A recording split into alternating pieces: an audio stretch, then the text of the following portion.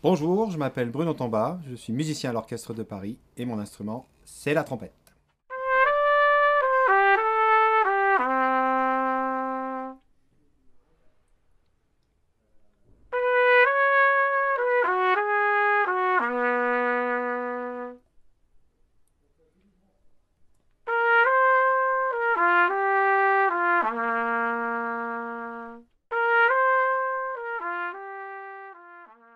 Le son, il va donc partir de l'embouchure, il va passer à travers la branche.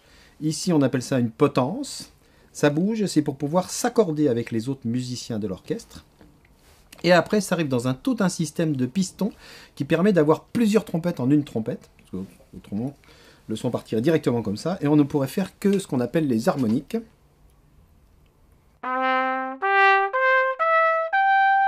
Donc là, il en manque.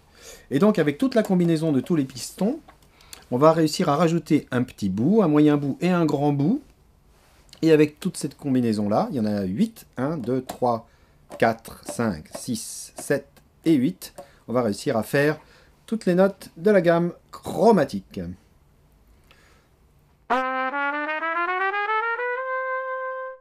Donc un piston, en fait, il a deux positions, en haut, en bas.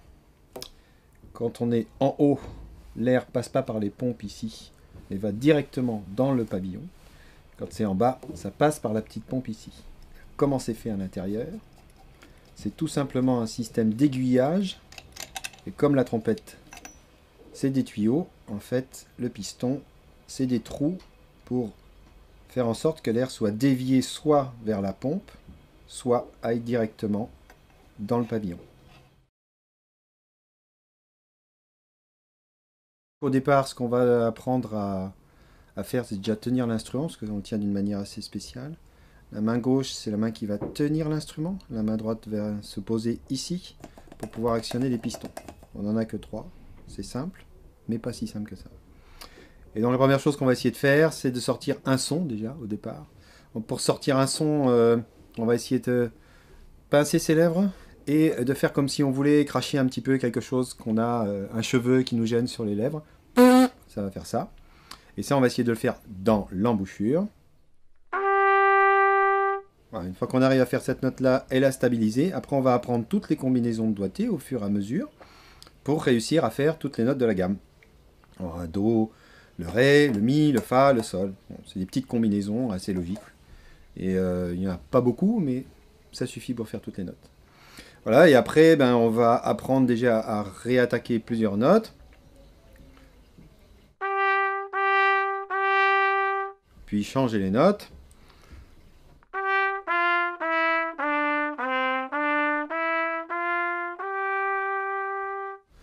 Et puis après, on va compliquer ça en faisant des petits morceaux, et de plus en plus durs, et de plus en plus longs, et de plus en plus compliqués. Pour faire fonctionner la trompette, il faut de l'air. C'est notre carburant. Alors on a toute une petite technique pour apprendre à souffler comme il faut dans l'instrument. On va essayer de faire une respiration qui est assez basse, ici, de manière à ce que quand on va expirer, on soit libre dans l'expiration. La tessiture de la trompette est très très courte. C'est bien et pas bien. C'est bien parce qu'on arrive à lire les notes assez facilement. Et c'est pas bien parce qu'on est très limité en fait. C'est très difficile d'écrire pour l'instrument. Donc la note la plus grave théorique qu'on peut faire, c'est celle-ci. Je vais descendre doucement pour être sûr de la faire.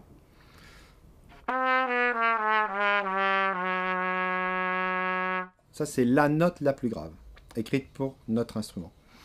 Après, monter dans l'aigu, donc vers le haut, ça, il n'y a pas de limite. C'est un peu chaque musicien qui, en fonction de sa forme, en fonction de ses possibilités, va réussir à monter plus ou moins haut. Donc à l'orchestre, ce qu'on va nous demander souvent, c'est des petites interventions très rapides, comme des espèces de flash. Et nous, on aime bien penser que la trompette, c'est un peu le soleil de l'orchestre. Donc ça amène un peu de puissance, d'éclairage à ce qui se passe tout autour. Donc on a des petites phrases très courtes. Et ce qu'on nous demande aussi assez souvent à l'orchestre, c'est du détaché militaire. Alors c'est ce que nous on appelle le coup de langue. C'est ce genre de choses. On a un solo à l'orchestre qui est très connu dans Petrouchka, où on a une phrase qui est très liée, très mélodique au départ, et après elle est transformée est arrangé en coup de langue.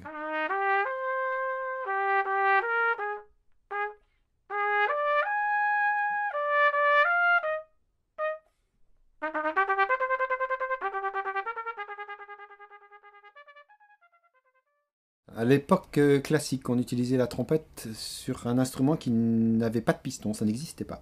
Donc on était très limité sur l'instrument, pendant très très longtemps. Et on faisait uniquement ce on appelle les harmoniques. Donc c'était dans toutes les symphonies de Haydn, Mozart, jusqu'à Beethoven, Brahms même, ça commence déjà un petit peu à s'arranger, mais on ne faisait que des toniques et dominantes. Donc c'est un peu ça.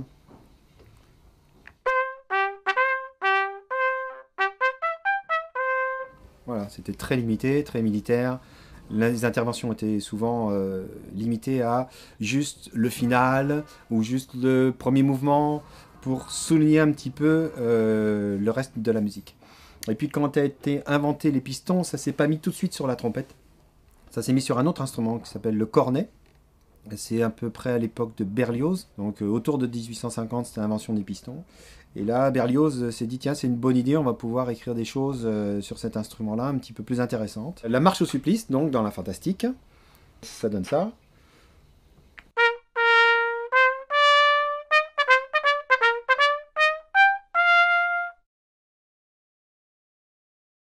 Pourquoi j'ai choisi la trompette? C'est très très bête, je voulais faire comme mon papa.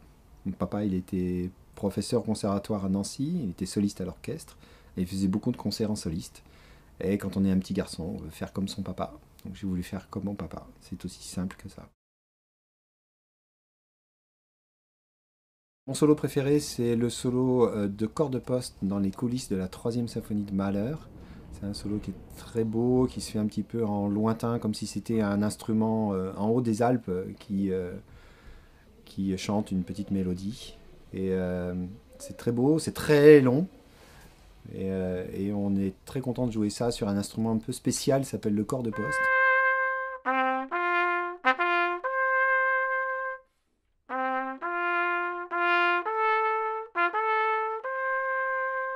C'est l'appel.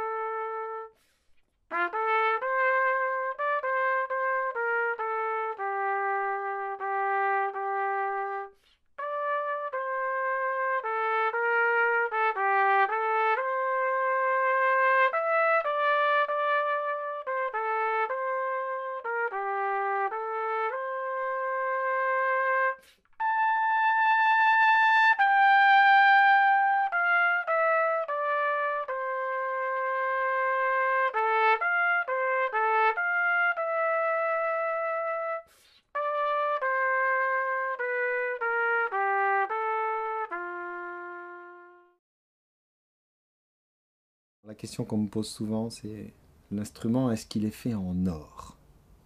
Alors non, il n'est pas fait en or. C'est un mélange de plusieurs matériaux. On peut rajouter de l'or dessus, mais c'est pas fait en or. Et ça brille quand même. C'est chouette, non?